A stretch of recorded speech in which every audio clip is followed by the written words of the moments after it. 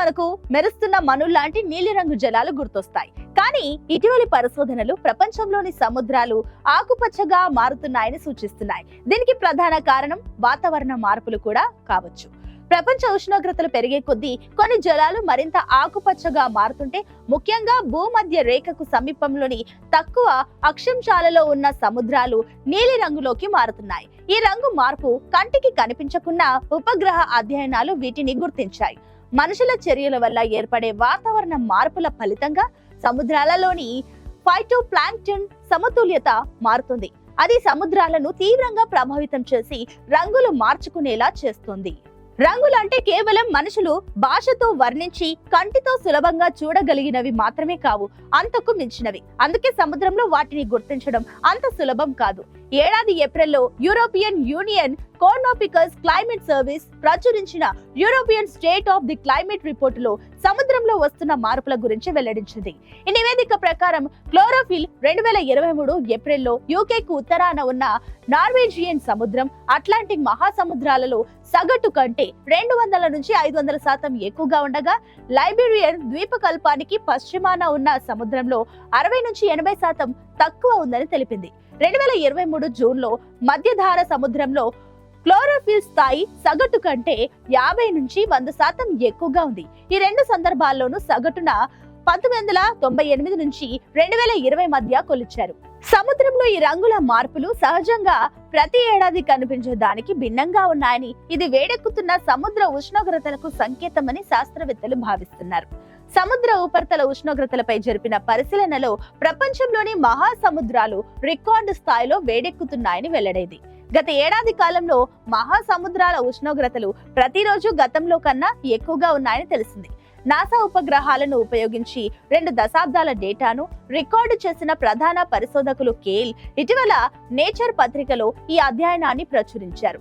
Massachusetts institute of technology శాస్త్రవేత్తలతో పాటు చేసిన పరిశోధనలో ప్రపంచంలోని సగానికి పైగా సముద్ర ప్రాంతం రంగు మారినట్లు కేల్ గుర్తించారు. సముద్రంలో రంగుల మార్పులకు ఖచ్చితమైన కారణాలను శాస్త్రవేత్తలు వివరించలేకున్నా, ఫైటోప్లాంక్టన్ ద్రవ్యరాశి, దాని వ్యాప్తి సముద్రాల రంగు మారడంలో ప్రధాన పాత్ర పోషించిందని భావిస్తున్నారు. ఫైటోప్లాంక్టన్ అనేవి అతి సూక్ష్మంగా ఉండి కిరణజన్య సంయోగ క్రియలో పాల్గొనే జీవులు. ఇవి సముద్రపు ఆహార వ్యవస్థకు మూలంగా ఉంటాయి.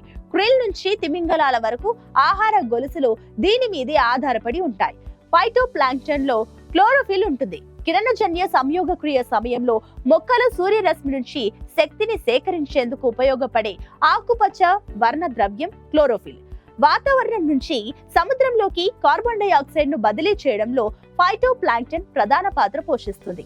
సాధారణంగా సముద్రం రంగు దాని ఎగువ పొరలలో ఏముంటుందన్న దాని మీద ఆధారపడి ఉంటుంది. నీళ్లు ముదురు నీలం రంగులో ఉంటే తక్కువ జీవం ఉన్నట్లు, ఆకుపచ్చటి జలాలు ఎక్కువ ఫైటోప్లాంక్టన్ ఉనికిని సూచిస్తాయి. సముద్రపు ఉపరితలం పైనుంచి ప్రతిబింబించే సూర్యకాంతి తరంగ దైర్ఘ్యాలను అధ్యయనం చేసి ఎంత క్లోరోఫిల్ ఉందో అనేది శాస్త్రవేత్తలు అంచనా వేస్తారు. నాసాకు చెందిన ఆక్వా శాటిలైట్ లోని మోడిస్ అనే పరికరం కంటికి కనిపించే తరంగ దైర్ఘ్యాలలో 7 కొలతలను తీసుకుంటుంది.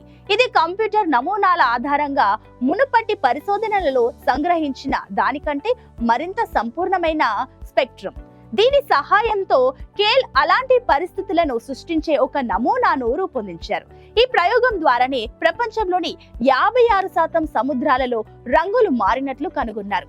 ప్రత్యేకించి భూమధ్య రేఖకు సమీపంలో ఉన్న ఉష్ణమండల సముద్ర ప్రాంతాలు కాలక్రమేణా ఆకుపచ్చగా మారాయి. దీనికి కారణం ఫైటోప్లాంక్టన్ పెరగడంతో క్లోరోఫిల్ ఎక్కువైంది.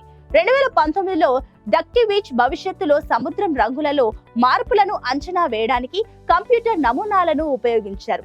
అయితే ఆ రంగు మార్పులు వాతావరణ మార్పుల వల్ల జరిగాయా, లేక ఎల్నినో లానినో సమయంలో వచ్చిన సాధారణ సముద్రపు మార్పుల వల్ల జరిగాయా అని నిర్ధారించడం కష్టమైంది.